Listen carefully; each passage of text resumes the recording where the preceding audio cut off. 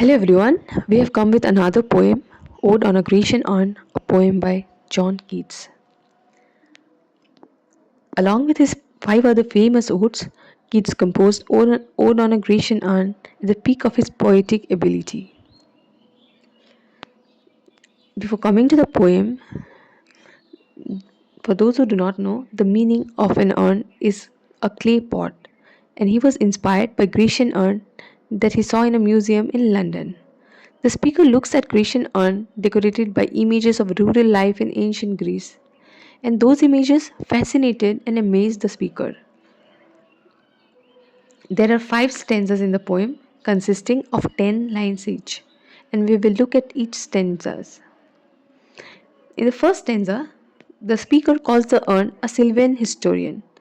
The urn speaks of history of rural life of ancient Greece better than the historians. The urn has preserved history for so many years. The speaker wonders what the stories in the images tell, whether the images drawn represent human beings or are the images of goddess. Which part of Greece these images portray?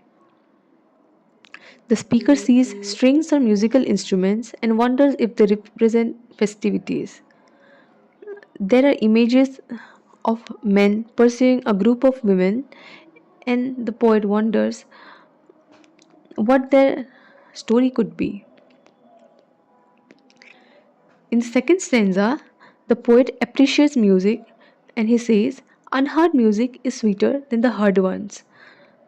The famous lines of the poem that goes by, heard melodies are sweet, but those unheard are sweeter.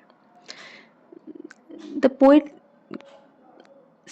speaks of these lines after focusing on the image of a young man beneath the trees.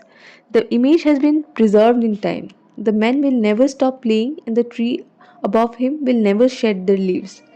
The speaker moves to another image of young lovers who try to kiss but never reach the goal. But the poet says that they should not be sad, although they might not be able to kiss, but their love to one another will always remain. The woman in the frozen image will always remain beautiful. It means that the images are drawn in the urn, so they will never change. In this in stanza 3, the poet addresses the trees on the urn. The trees are happy because they will never say goodbye to spring, and the man will always remain happy.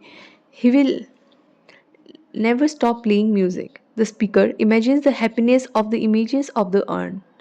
He then contrasts the emotions of humans, that men have to go through so many emotions like pain, unhappiness, sadness in his entire life, unlike the urn. In stanza 4, there is another scene, a ritual where a cow is decorated with garlands and clothes and is being taken to a green altar for a sacrifice. The poet wonders from which town the participants have come. The speaker tells the town must be empty and frozen in silence, and they can never return back to their town. In the fifth stanza, after looking closely at each images, the poet now looks the urn from far away. After looking at the bigger picture, the urn gives relief from thoughts about the poet's life. However, the relief is temporary. The urn will continue to live as other people of different generation will also look at the Sylvan urn, and whenever they face any troubles in their life, they can look at the urn, just like the poet.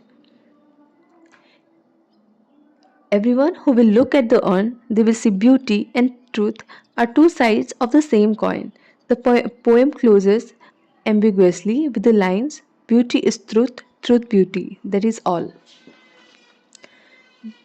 The poem is known for various images and vivid sensual imagery, as Keats describes the images in details.